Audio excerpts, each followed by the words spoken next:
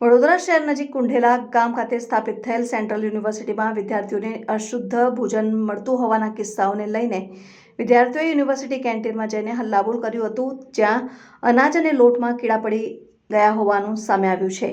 થોડા દિવસ પહેલા વડોદરા શહેરની મહારાજા સયાજીરાવ યુનિવર્સિટીના હોસ્ટેલમાં અખાદ્ય ભોજન જમવાને કારણે વિદ્યાર્થીઓને ફૂડ પોઈઝનિંગ થયું હતું, જે બાદ અસંખ્ય વિદ્યાર્થીનીઓને સયાજી હોસ્પિટલમાં સારવાર અર્થે ખસેડ્યા હતા। જોકે હવે વડોદરાની સેન્ટ્રલ યુનિવર્સિટીમાં અખાદ્ય ભોજનની ફરિયાદો ઉઠવા પામી છે। વિદ્યાર્થીઓના જણાવ્યા અનુસાર કેન્ટીનના કોન્ટ્રાક્ટર દ્વારા નિયમ પ્રમાણે ખાદ્ય સામગ્રી ખરીદવામાં આવતી નથી। ખાદ્ય સામગ્રી હલકી ગુણવત્તાની વાપરવામાં આવે છે। શાકભાજી તેમજ અનાજમાં કીડા પડેલા હોય તેવા પણ દ્રશ્યો સામે આવ્યા છે, જ્યારે લોટમાં કીડા ફરતા જોવા મળ્યા હતા। વિદ્યાર્થીઓનો આક્ષેપ છે કે તંત્ર દ્વારા જે મેન્યુ નક્કી કરવામાં આવ્યું છે તે મેન્યુ પ્રમાણે કેન્ટીનમાં ભોજન બનતું નથી। ભોજન માટે તેલ, લોટ, બ્રેડ સહિતની સામગ્રીના સ્ટાન્ડર્ડ નક્કી કરવામાં આવ્યા છે, તે સ્ટાન્ડર્ડ પ્રમાણે સામગ્રી આવતી નથી, જેને લઈને વિદ્યાર્થીઓએ હલ્લાબોલ કર્યો હતો।